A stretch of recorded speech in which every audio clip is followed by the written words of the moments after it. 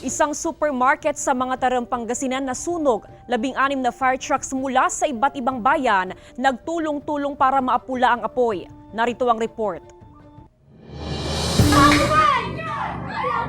Naglalagablab na apoy mula sa isang malaking establishmento sa mga Tarang Pangasinan ang nakuhanan ng video. Makikita rin ang agarang pagresponde ng BFP. Ayon sa mga Tarang Fire Station, kinailangan ng tulong mula sa karatig bayan, hindi lang sa Pangasinan, maging sa katabing probinsya ng Tarlac para maapula ang sunog. Overall, there are 16 fire trucks plus ladder ang nagresponde. Considering the area of the involved structure, fire incident, malaki yun mga more than 800 square meters yung second floor. Kaninang umaga, patuloy pa rin ang pagbuga ng tubig sa gusali dahil may ilan pa ring maliliit na apoy na umuusbong.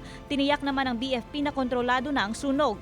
Sa ikalawang palapag umano ng gusali, nagmula ang sunog. Ang laman kasi nung second floor is mga RTWs, mga pugda ng unan, appliances. Sa pinakadulo nag-umpisa, Nakita ko yung nasusunog malaki na, tsaka mausok. Ayon sa BFP, naging maganda ang positioning ng mga fire truck dahil walang nadamay na kadikit na ibang establishmento at bahay sa lugar. Hindi rin inabot ng apoy ang unang palapag ng gusali. Umabot sa ikaapat na alarma ang sunog. Ayon na rin sa BFP, kinailangan na iba pang pwersa na otoridad hindi lamang sa pagsugpo ng sunog, maging sa crowd control.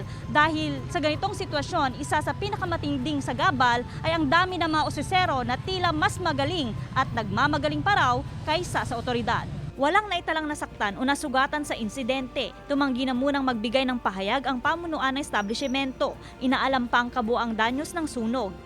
Kasama si Henry Duminsil, Joan Punsoy, Balita Amyanan.